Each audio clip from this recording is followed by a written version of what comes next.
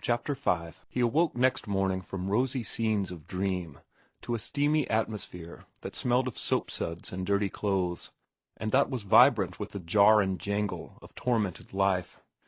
As he came out of his room, he heard the slosh of water, a sharp exclamation, and a resounding smack as his sister visited her irritation upon one of her numerous progeny. The squall of the child went through him like a knife. He was aware that the whole thing, the very air he breathed, was repulsive and mean. How different, he thought, from the atmosphere of beauty and repose of the house wherein Ruth dwelt. There it was all spiritual. Here it was all material, and meanly material. "Come here, Alfred," he called to the crying child, at the same time thrusting his hand into his trousers pocket, where he carried his money loose in the same large way that he lived life in general. He put a quarter in the youngster's hand, and held him in his arms a moment, soothing his sobs. "Now run along and get some candy, and don't forget to give some to your brothers and sisters. Be sure and get the kind that lasts longest." His sister lifted a flushed face from the wash-tub and looked at him. "A nickel'd have been enough," she said. "It's just like you, no idea of the value of money. The child'll eat himself sick." "That's all right, sis," he answered jovially. "My money'll take care of itself. If you weren't so busy, I'd kiss you good morning."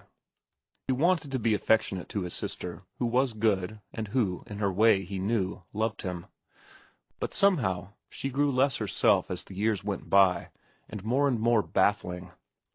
It was the hard work, the many children, and the nagging of her husband, he decided, that had changed her. It came to him in a flash of fancy that her nature seemed taking on the attributes of stale vegetables, smelly soap-suds, and of the greasy dimes, nickels, and quarters she took in over the counter of the store. "Go along and get your breakfast," she said roughly, though secretly pleased. Of all her wandering brood of brothers, he had always been her favorite. "I declare I will kiss you," she said, with a sudden stir at her heart. With thumb and forefinger she swept the dripping suds first from one arm and then from the other. He put his arms around her massive waist and kissed her wet, steamy lips. The tears welled into her eyes, not so much from strength of feeling as from the weakness of chronic overwork. She shoved him away from her, but not before he caught a glimpse of her moist eyes. "You'll find breakfast in the oven," she said hurriedly. "Jim ought to be up now. I had to get up early for the washing. Now get along with you and get out of the house early. It won't be nice today, what of Jim quittin' and nobody but Bernard to drive the wagon." Martin went into the kitchen with a sinking heart, the image of her red face and slatternly form eating its way like acid into his brain. She might love him if she only had some time, he concluded. She was worked to death. Bernard Higginbotham was a brute to work her so hard. He could not help but feel, on the other hand, that there had not been anything beautiful in that kiss. It was true, it was an unusual kiss. For years she had kissed him only when he returned from voyages or departed on voyages. But this kiss had tasted soap-suds, and the lips, he had noticed, were flabby. There had been no quick, vigorous lip pressure, such as should accompany any kiss. Hers was the kiss of a tired woman who had been tired so long that she had forgotten how to kiss. He remembered her as a girl, before her marriage, when she would dance with the best all night, after a hard day's work at the laundry, and think nothing of leaving the dance to go to another day's hard work. And then he thought of Ruth, and the cool sweetness that must reside in her lips, as it resided in all about her. Her kiss would be like her handshake, or the way she looked at one, firm and frank.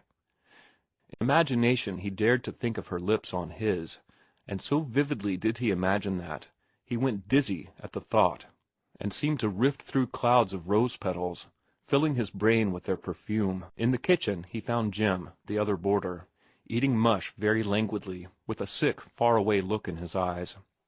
Jim was a plumber's apprentice, whose weak chin and hedonistic temperament, coupled with a certain nervous stupidity, promised to take him nowhere in the race for bread and butter.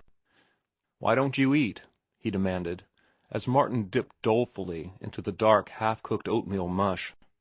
Was you drunk again last night?" Martin shook his head. He was oppressed by the utter squalidness of it all. Ruth Morse seemed farther removed than ever. "I was," Jim went on with a boastful, nervous giggle. "I was loaded right to the neck. Oh, and she was a daisy. Billy brought me home." Martin nodded that he heard.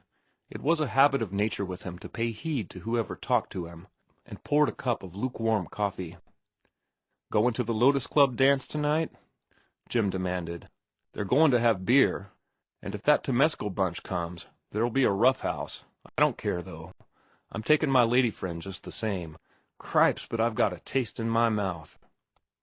He made a wry face, and attempted to wash the taste away with coffee. "Do you know Julia?" Martin shook his head. "She's my lady friend," Jim explained, "and she's a peach. I'd introduce you to her, only you'd win her. I don't see what the girls see in you. Honest, I don't.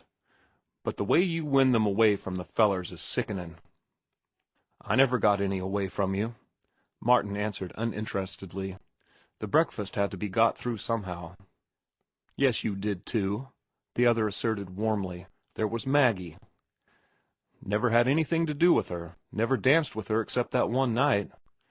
"Yes, and that's just what did it," Jim cried out. "You just danced with her and looked at her, and it was all off. Of course you didn't mean nothing by it, but it settled me for keeps. Wouldn't look at me again, always asking about you. She'd have made fast dates enough with you if you'd wanted to. But I didn't want to. Wasn't necessary. I was left at the pole." Jim looked at him admiringly.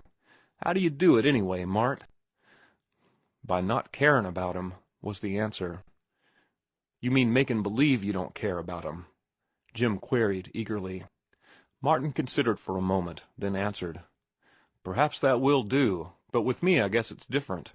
I never have cared much. If you can put it on, it's all right, most likely." "You should have been up at Riley's barn last night," Jim announced inconsequently.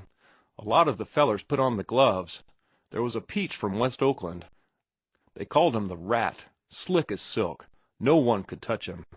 We was all wishing you was there. Where was you, anyway?" "Down in Oakland," Martin replied. "To the show?" Martin shoved his plate away and got up. "Coming to the dance tonight?" the other called after him. "No, I think not," he answered. He went downstairs and out into the street, breathing great breaths of air. He had been suffocating in that atmosphere, while the apprentice's chatter had driven him frantic. There had been times when it was all he could do to refrain from reaching over and mopping Jim's face in the mush plate. The more he had chattered, the more remote had Ruth seemed to him.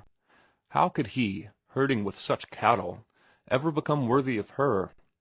He was appalled at the problem confronting him, weighted down by the incubus of his working-class station. Everything reached out to hold him down.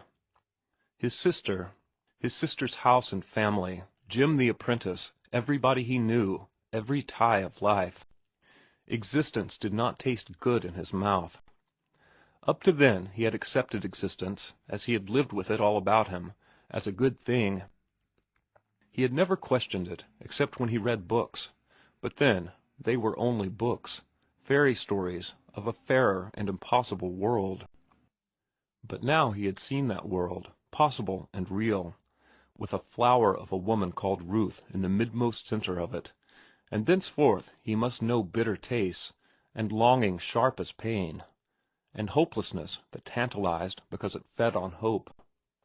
He had debated between the Berkeley Free Library and the Oakland Free Library, and decided upon the latter because Ruth lived in Oakland.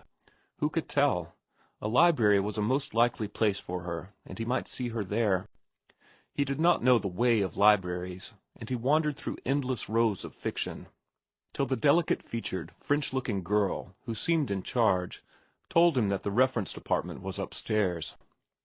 He did not know enough to ask the man at the desk, and began his adventures in the philosophy alcove. He had heard of book philosophy, but had not imagined there had been so much written about it. The high, bulging shelves of heavy tomes humbled him, and at the same time stimulated him. Here was work for the vigor of his brain. He found books on trigonometry in the mathematics section, and ran the pages, and stared at the meaningless formulas and figures.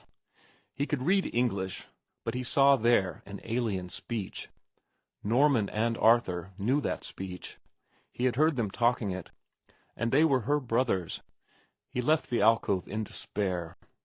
From every side the book seemed to press upon him and crush him. He had never dreamed that the fund of human knowledge bulked so big. He was frightened.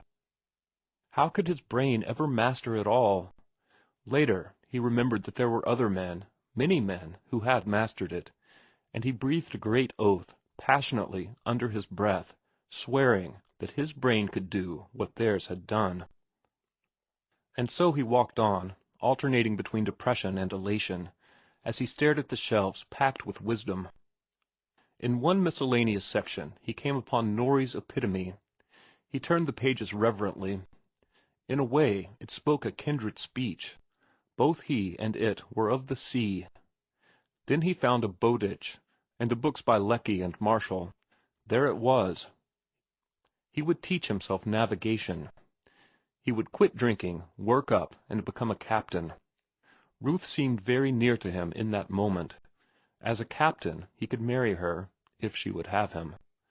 And if she wouldn't, well, he would live a good life among men, because of her. And he would quit drinking anyway.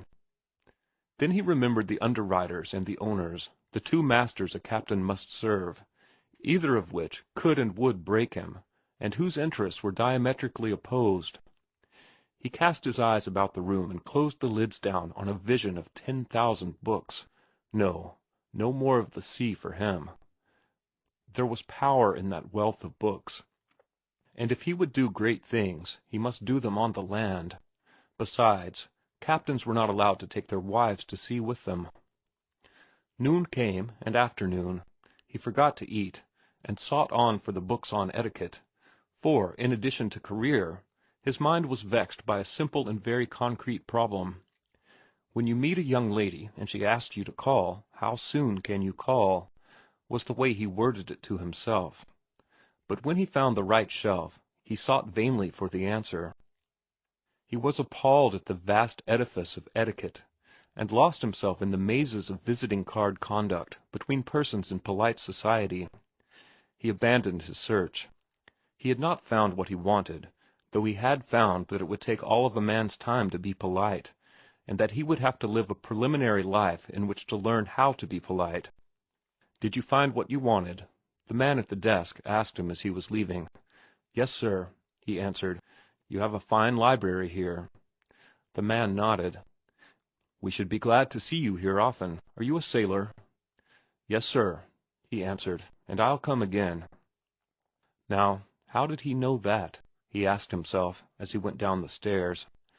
And for the first block along the street he walked very stiff and straight and awkwardly, until he forgot himself in his thoughts, whereupon his rolling gait gracefully returned to him. End of chapter 5.